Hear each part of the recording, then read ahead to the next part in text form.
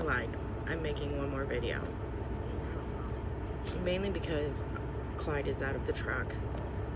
It's kind of creepy when you're just in here by yourself. We stopped to get food, and he had to go, like, you know, you can't go through a drive-thru in a semi, so I don't know the neighborhood we're at. Like, we could be in the worst, shadiest neighborhood ever. Do I know? No. Thank God. Thank you, God. Thank you, God. For a praying mama and grandmama and all the other people that pray for me. You don't really realize, like, you know, people are nuts. Clyde said, I think people down south are, like, you just can't fathom them being, like, mean. But I think there's just meanness everywhere in the world. He also said that everything's bigger in Texas. Of course it is. It's, I mean, I love it here. I love Texas. I've never been before, so I was super excited to come. And everything is really super big. I fit right in. But, so here's the thing. The sky, like Clyde said, the sky's like super big in Texas. How is the sky super big, like, in Texas? But it's true. It's true. It's like the ocean. It's just never ending. But anyway, it's, you know what? This is something that is definitely challenging and new for me. If you know me, then you know that this was definitely life-changing for me. I actually stereotyped truck drivers, and I was always like, ew, they're gross and dirty, and I totally in mind, but they're really not. And like, I feel sorry for them.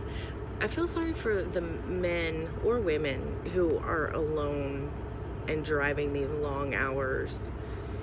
When the truck is driving, it's super hard to hear. So if you get a phone call, you can't really hear on the phone. I mean, I guess, you know, earbuds and that kind of thing are the best route, which, trust me, I'm getting some. We actually tried, Clyde, he's so sweet. So he tried to buy me some so that I could hear on the phone while we're driving, and he bought the wrong kind. And he bought them at a trucker stop like 150 miles, you know, back. And so waste of money, but it was, you know, he tried. So anyway, yeah, I mean, I definitely feel like my heart goes out to these drivers that are driving alone and don't have their family around them or somebody around them to keep them company. And I'm sure Clyde feels sorry for himself because his takes naps. But anyway, yeah, so kind of creeped out right now. I'll show you where we're at. We're in like this mall. He pulled up next to like this parking mall thing. You think it wouldn't be shady, but here, we're right next to like these buildings.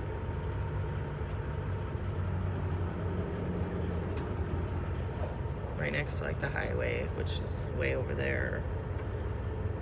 But anyway, we're going to, where we're delivering this load at, we can actually just chill in there like a lot for the night and sleep in the truck, you know, there. We have to have the load delivered like 8 a.m. So that's pretty cool. Fingers crossed that it doesn't take hours to get the new load in Houston. It takes 3 hours to get to Houston from here. And after the other day, and it took 7 hours to get the truck loaded. Hey, but I did make sure we had some stuff, you know. The only thing about it is that we won't be at a truck stop tonight. So, again, there's no, like, a toilet. I mean, what's up with that? Anyway, yeah, so he needs to come on because I'm a little creeped out. Did I tell you guys that we got a black truck? We're in a black one.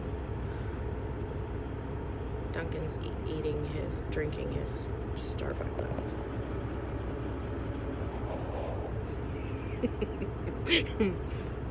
he don't watch